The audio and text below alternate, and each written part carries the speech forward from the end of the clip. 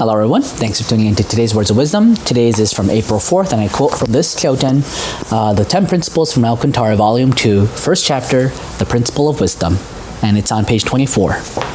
Get rid of all vanity in your intellectual pursuit. Thank you, Master. So this is yet another profound section from this Kyoten, so I would like to quote about 4 pages, starting on page 24. Get rid of all vanity. Knowledge or wisdom is like embellishment or an accessory to those who have not deeply pursued it. It is just a collection of words. Bookstores are packed with uninspiring books written by authors interested only in the superficial meaning of words or the neat arrangement of words as symbols. These authors do not use the words that come from their souls, from the depths of their minds, or they have not discovered what lies deep within their minds. However, I only accept the knowledge I fully understand and have made this policy the foundation of my intellectual life. For this reason, I experienced the hardship of learning without a teacher. Now you're learning through my lectures, but I was not able to do the same because I could rarely accept or completely agree with what other lecturers said. I was not easily convinced.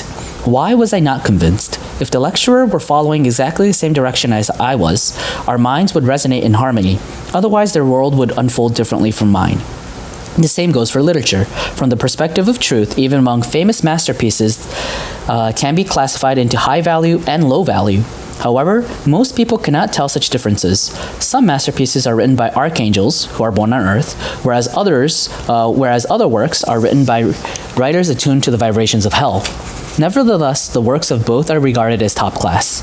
People are unaware of this. Nowadays, in general, literary works are evaluated merely based on the descriptions, the plot, and how the stories unfold. However, we must discover what lies behind these superficialities. I've read many novels, and I suppose the authors reveal their own ideas, just as I am doing now in this lecture. They are therefore responsible for whether their work is worth reading, withstands the test of time, and enlightens others. If the authors do not thoroughly consider these points, then unfortunately their work will only remain as material for recreational reading during tea time. When you read a book, you need to thoroughly seek what will be left after you strip or remove its superficial, embellished words and explore what the author truly wants to say. This applies not only to literature, but also to academic studies. You must remove all superficiality, embellishments, conventions, and rules to find the essence of academic studies. When you do this, no matter who the thinker is, you'll find a condensed version of what the author is trying to say. The question is whether the core concept of a book is the truth or not. When summarized in one page, does the book contain the truth or not? What is the main message of the author? Regardless of how many books an author writes, if the core message is wrong, their works are of no value. When exploring the world of wisdom, it is important to get rid of your embellishments and become naked. We have workshops and seminars at Happy Science, and I've had the opportunity to read the essays written by members at the time of this lecture. I often find that those in professions requiring intellectual ability write poor quality essays. These people are generally concerned with their writing or showing off and are unable to reveal their original selves. I always ask members, what have you yourself grasped? What do you want to say? What have you truly understood? Please tell me. Please tell me in easy words that even children can understand. Unfortunately, not many people can.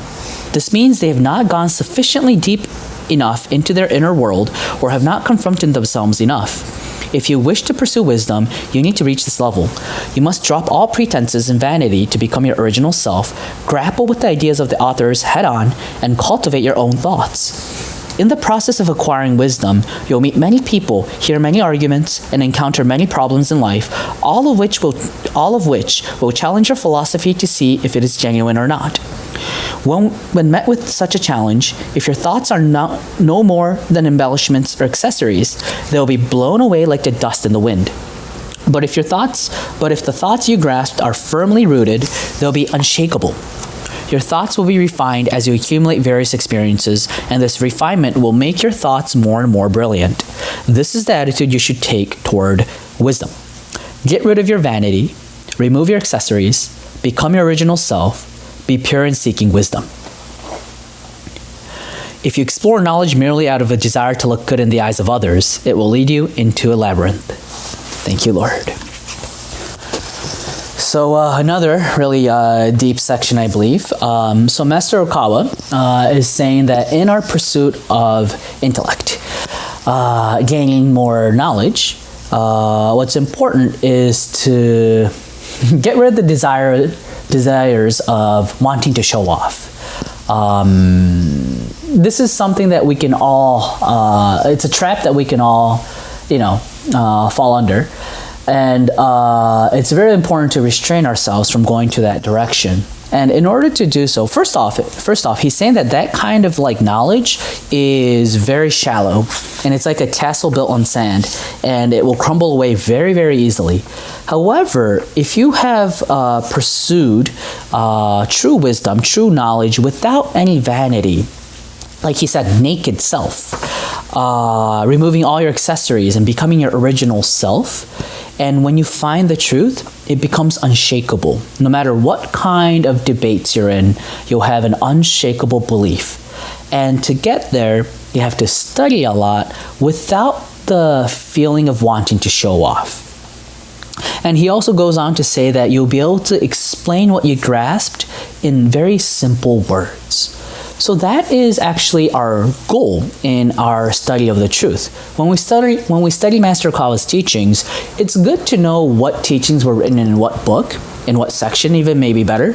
However, what's important is to not to show off that knowledge, but to be able to use those words to be able to guide the other person or truly help the other person.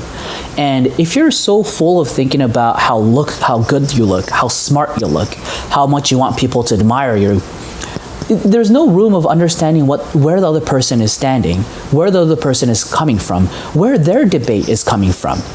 However, once you have complete or a strong confidence in the wisdom you've acquired, you will have room in your heart to be able to listen to them. So that's why we have to build ourselves up to a certain point. That's like the basic teachings of Buddhism, right? Build yourself first, and then enlighten others, and then save others. So there's a period of time where we need to absorb into studies. And then once it becomes crystallized, once it becomes unshakable, then you can kindly and gently and in simple words guide other people. So that is the goal of our studies of the truth. It's very, very far. It's not easy, but I think we're up for the challenge, right? It's amazing how we're allowed to learn these phenomenal, profound teachings in this lifetime. So let us continuously, diligently study the truth. That is it for today. Thank you very much. Bye-bye.